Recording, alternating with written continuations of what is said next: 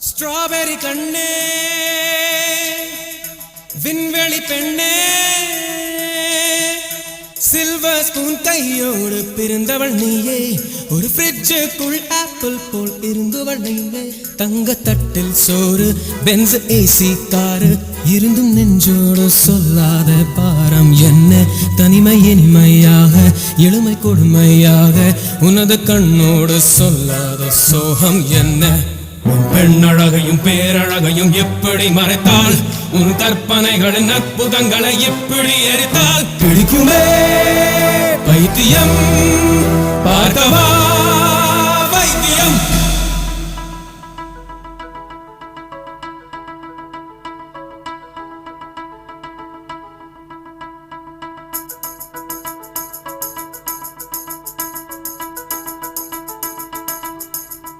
பழைய பைத்தியம்